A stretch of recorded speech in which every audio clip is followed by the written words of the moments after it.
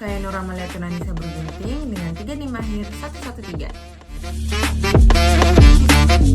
Saya Krista Kotrunada dengan NIM 400114216503118. Perkenalkan, nama saya Diva Sitra Albertin dengan NIM 4001142165030. Saya Dewi Puspitasari dengan NIM 4001142165013. Perkenalkan, nama saya Firdaus Irmansyah dengan NIM 4001421450120. Perkenalkan, nama saya Titania Faragracia Melani dengan 3 NIM akhir 247. Perkenalkan, nama saya Intan Permatasari dengan NIM 4001421450114.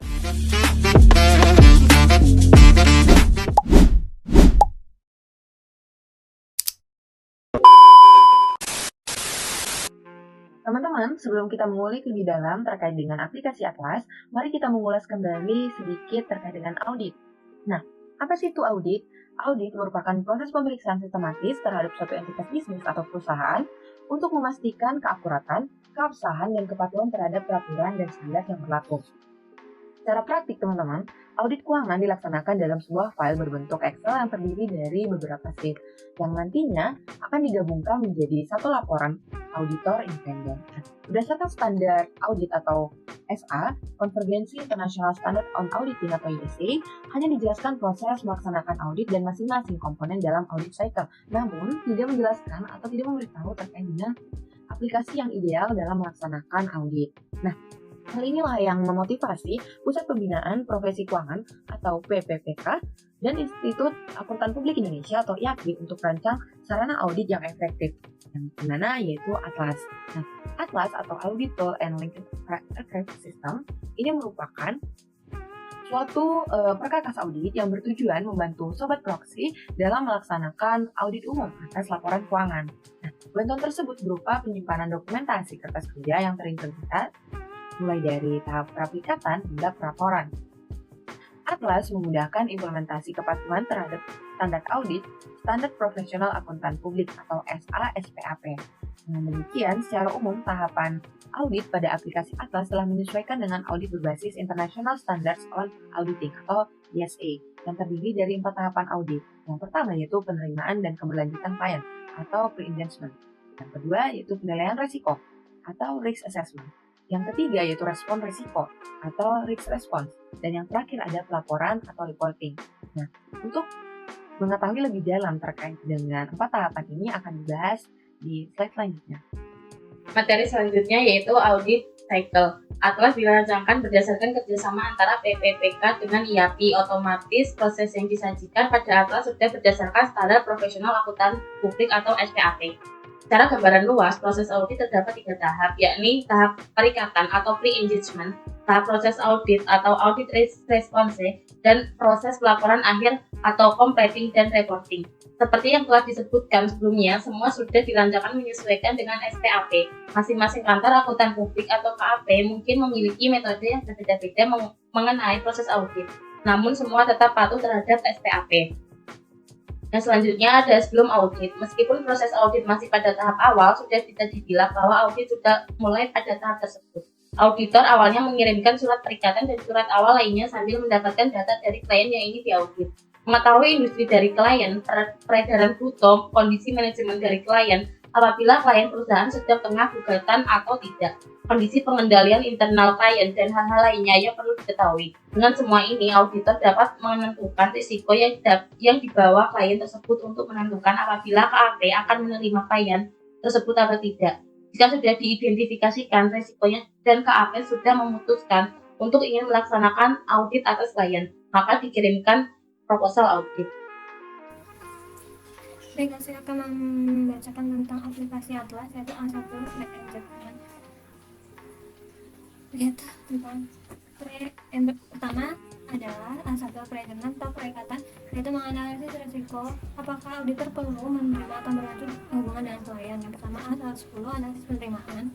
Dan analisis penerimaan ini akan dianalisis tentang jenis usaha, status kepemilikan klien, standar akuntansi, isu pelaporan keuangan terdahulu, isunya itu tentang apakah terdapat restitusi kerugian yang berlanjut, penyajian kembali, atau ada opini dari periode lalu. Kemudian adanya integritas manajemen A110.2, yaitu apakah terdapat reputasi buruk pada pribadi, kemudian ada ketidakwajaran atau informasi yang kurang baik terhadap pemilik rumah. Kemudian adanya analisis kompetensi ketersediaan waktu dan sarana KP untuk tim perikatan 193,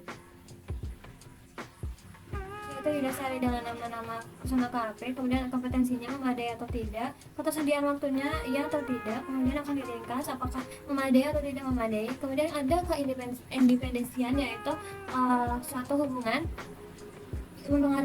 apakah terpengaruhi oleh suatu hubungan istimewa.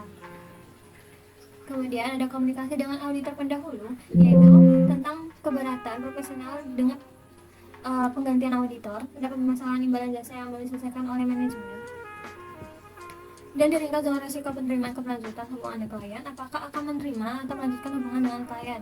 Kemudian ada A120 alokasi jam kerja dan lain-lain. Kemudian alokasi jam ini adalah mulai dan kapannya pelaksanaan tersebut dilakukan dan jamnya berapa. Kemudian adalah surat perikatan. Surat perikatan ini tentang tujuannya, yaitu terdapat penanggalan surat, penomoran, dan lain-lain seperti contoh berikut. Tujuan dari lingkup audit dan tanggung jawab auditor, tanggung jawab manajemen, skenario, penerbitan laporan, dan kerahasiaan. Kemudian ada 140 surat tugas, yaitu terdapat susunan tim perikatan yang terpilih dengan tujuan, penanggalan surat, dan penomoran surat tugas sebagai contoh berikut. Kemudian ada pernyataan independensi. Pernyataan independensi ini adalah tidak terpengaruhnya dengan hubungan istimewa seperti hutang dan kerjasama atau hubungan istimewa dalam keluarga, yaitu pastikan mendatangani form independensi sebagai berikut.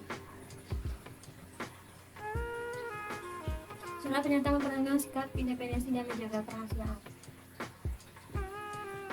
Kemudian ada 160 komunikasi tim perikatan. Komunikasi tim perikatan tersebut yaitu tentang kepahaman ruang lingkup kerja periode pelaksanaan audit, memiliki keahlian dan keterampilan yang memadai. Untuk komunikasi antara tim perikatan ini akan menyebabkan diskusi dengan audit, yaitu seperti kesimpulannya seperti ini. Kemudian ada 170 tentang perikatan tahun pertama. Perikatan tahun pertama ini tentang saldo awal dan konsentrasi penerimaan kebijakan akuntansi. Apakah saldo awal tersebut mencerminkan penerapan kebijakan akuntansi yang semestinya? Saldo awal mengandung salah satu material ataukah relevan dengan bukti-buktinya? Baik, terima kasih. Ini adalah risk assessment. Nah, di mana pada tahap ini pengguna diminta untuk menyelesaikan proses mulai dari penilaian materialitas awal, indeks KKP A210 sampai dengan penilaian salah satu material menyeluruh atau risk of material misstatement, indeks KKP A270. Pada tahap penilaian materialitas awal ini diambil data dari laporan keuangan internal klien perusahaan untuk menentukan materialitas awal yang akan digunakan dalam proses audit. Dengan memahami entitas dan lingkungan industrinya, disesuaikan audit plan dan prosedur analitis awal supaya auditor mengetahui bagaimana melaksanakan audit.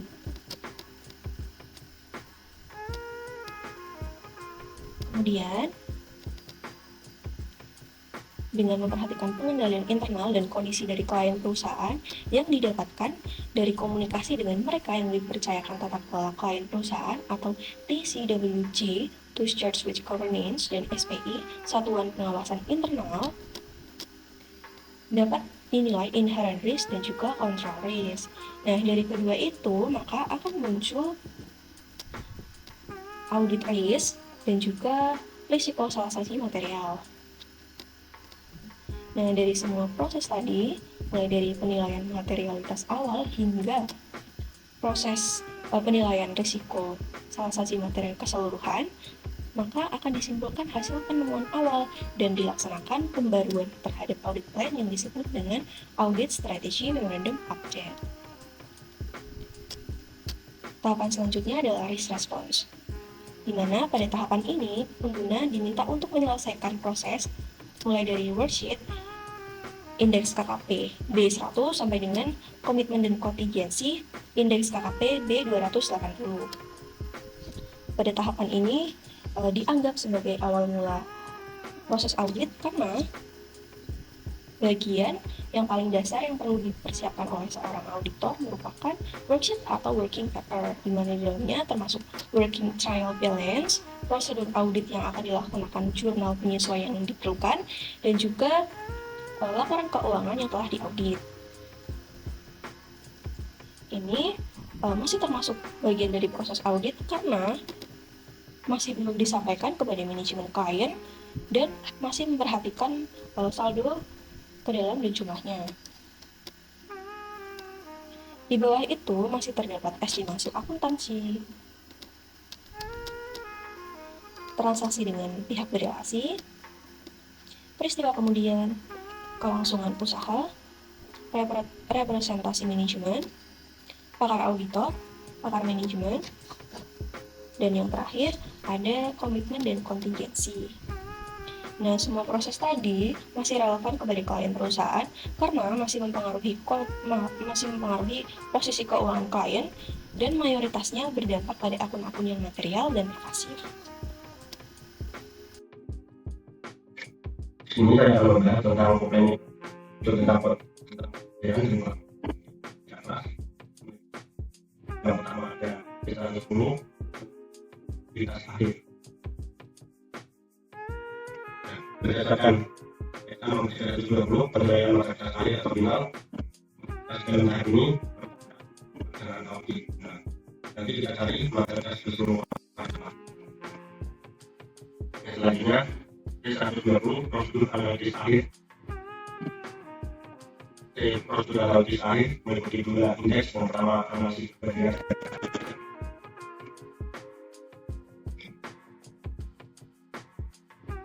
prosedur analisis akhir, yaitu berdasarkan SA nomor 520. Prosedur analisis data yang digunakan yaitu total aset dan pendapatan.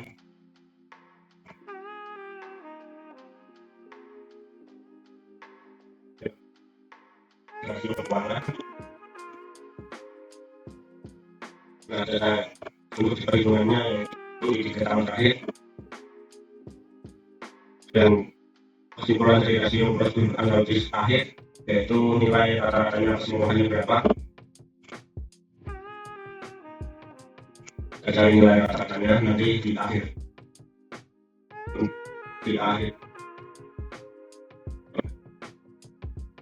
Selanjutnya ada review pengungkapan LK.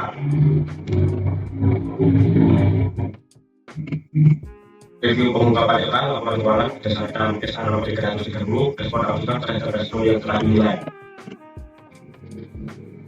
Dan SA nomor 440 audit atas estimasi akuntansi termasuk estimasi akuntansi nilai wajar dan pengungkapan yang bersangkutan.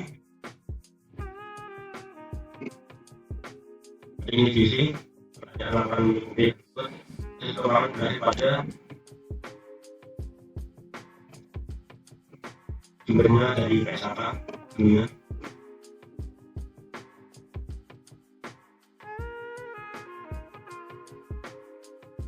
Selanjutnya D300 penilaian mutu berdasarkan SA nomor 220 penilaian mutu untuk audit atas laporan keuangan. Indeks dari yang tadi kita dianalisis kesimpulan, berdasarkan kesimpulannya secara review sampai ke akhir. Selanjutnya C400 evaluasi bukti audit.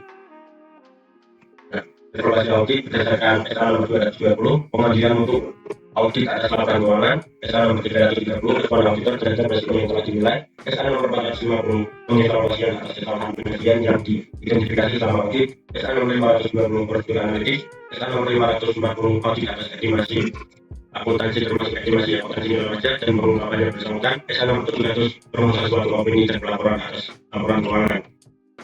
Nah, ini dan bukti yang ditemukan nanti ditaruh di sini.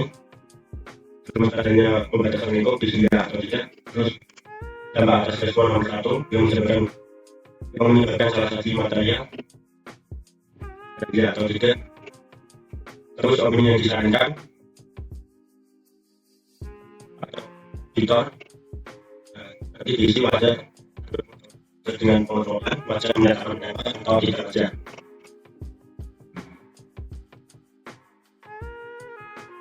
Dan selanjutnya C510 review FI. Review laporan auditor independen berdasarkan SH nomor 700 perumusan suatu opini dan pelaporan atas laporan keuangan, SH nomor 705 notifikasi terhadap opini dalam laporan auditor independen, SH nomor 706 paragraf penerapan suatu paragraf lain dalam auditor independen. Nah, nanti SH nomor 700 paragraf 21 berdasarkan judul, SH nomor 700 paragraf 22 berdasarkan biaya yang ditinjau, SH nomor paragraf 23 berdasarkan pendahuluan, SH nomor paragraf 25 berdasarkan tanggung jawab manajemen atas laporan keuangan, SH paragraf 26 masih sama terhadap laporan keuangan, SH nomor paragraf 28 berdasarkan tanggung jawab auditor, SH nomor paragraf 40 berdasarkan tanda tangan auditor, paragraf 41 tanda laporan auditor dan auditor. Nah, notifikasi auditor paragraf SH nomor 705 paragraf 6 yaitu notifikasi auditor, paragraf 7 opini wajar dan pengecualian, paragraf 8 yaitu opini tidak wajar, paragraf 9 opini tidak memberikan pendapat, SH nomor 706 paragraf 6 yaitu penekanan suatu hal lain, yaitu penekanan suatu hal ketika ada suatu penting fundamental bagi pemahaman penggunaan laporan keuangan. Paragraf ke-7 yaitu opini. Paragraf 7 masih sama yaitu jika yang menunjukkan pada catatan laporan keuangan yang relevan yang diungkapkan pada laporan keuangan. Nah, paragraf ke-7 juga modifikasi opini audit sehubungan dengan apa yang diterangkan. Paragraf ke-9 tentang mengomunikasikan ekspektasi beserta susunan kata terkait dengan pihak yang bertanggung jawab atas tata kelola di awal tahapan pencantuman suatu paragraf. Next, selanjutnya C590 audit memorandum. Nah, memorandum suatu deskripsi adanya apa fraud atau tidak terindikasinya fraud. Nah, indikasi nanti dari hasil analisisnya terindikasi atau tidaknya. Selanjutnya C530 laporan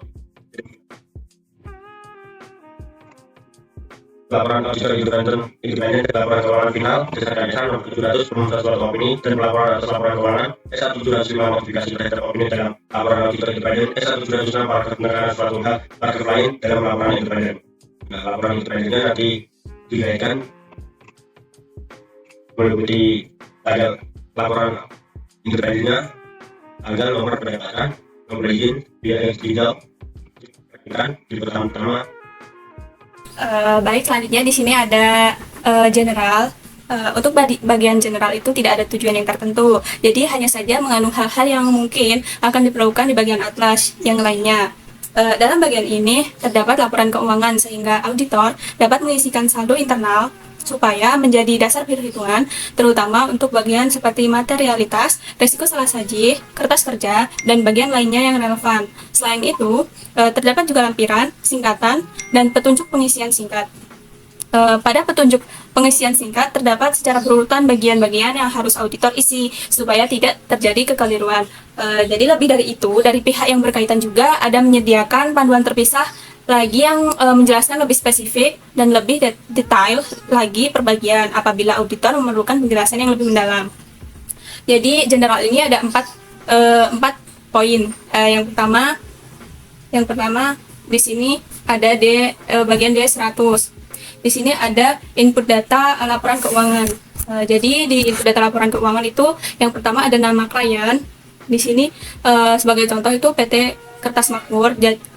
Selanjutnya ada jenis usaha, terus awal pembukuan, periode interim berjalan, periode perbandingan, standar akuntansi yang digunakan, dan yang terakhir ada input data laporan keuangan. Jadi di sini itu untuk menginput data nama klien yang akan diaudit. Selanjutnya untuk poin kedua di sini ada lampiran. Dalam poin lampiran itu ada daftar lampiran kertas kerja audit atas laporan keuangan. Jadi di sini itu berisikan lampiran-lampiran dari indeks yang sebelumnya. Dari yang pertama dari indeks A1 pre-engagement sampai dari A110 sampai A170. Ya, yang kedua ada risk assessment, terus selanjutnya ada risk response, completing and reporting. Jadi di sini tuh isinya itu lampiran-lampiran, dokumentasi lampiran-lampiran dari indeks yang sebelumnya. Selanjutnya untuk D300 di sini ada singkatan. Jadi singkatan-singkatan ini bisa untuk memudahkan bagi auditor untuk mengenali singkatan yang ada di aplikasi Atlas. Di sini ada misalnya ada A dan C, itu akurasi dan cut off. Selanjutnya ada asersi kombinasi secara rinci, yaitu yang pertama ada kombinasi assertion. Terus ada classes of transaction, ada account balance dan presentation and disclosure. Selain singkatan-singkatan tersebut, ada lagi rumusnya. Rumusnya di sini ada F2, F9, shift plus F9. Terus selanjutnya yang poin terakhir ada D400, itu berisikan